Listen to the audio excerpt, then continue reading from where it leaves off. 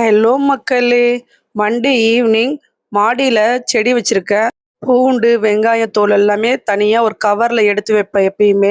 அப்புறம் வாழைப்பழம் தோலு, மாதுளம்பழம் தோலு, கேரட், பீட்ரூட் இதெல்லாம் சீவுறோம்ல அந்த தோலு எல்லாத்தையுமே நான் எடுத்து வைப்பேன். சமைக்கிறது சாப்பாடெல்லாம் வேஸ்ட் ஆயிருதுல்ல, அத மட்டும் தான் நான் டஸ்ட்பின்லயே போடுவேன். சேர்த்தி வச்சு மாடியில இருக்கிற தொட்டியில நான் போடுவேன். இன்னும் மீன் கழுவுற தண்ணி, மட்டன் கழுவுற தண்ணி எல்லாமே ஊத்துனா இன்னும் செடி நல்லா வளரும். எனக்கு செடி வளர்க்குறதுனா ரொம்ப பிடிக்கும். அஸ்வந்துமே அதுக்கு தண்ணி ஊத்துவான்.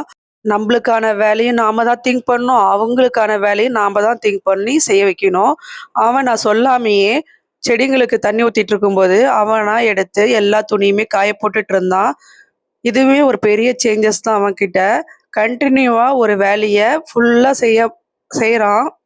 இன்னொரு விஷயத்த நான் ஷேர் பண்ணணும்னு நெனைக்கிறேன். நானும் அஸ்வந்த் மட்டும் ஊருக்கு போறதா இருந்ததுன்னா, வழியில அவனுக்கு ரெஸ்ட் ரூம் போகணும் அப்படின்னு தோணுச்சுன்னு வச்சுக்கோங்களேன், நான் போக முடியாது. அவன மட்டும் தான் போக வைக்க முடியும். நான் போயிட்டு அவன வெளியில நிக்க வச்சுட்டு போகவே முடியாது. ஒரு பயம் எப்பயுமே இருந்துட்டே இருக்கும்.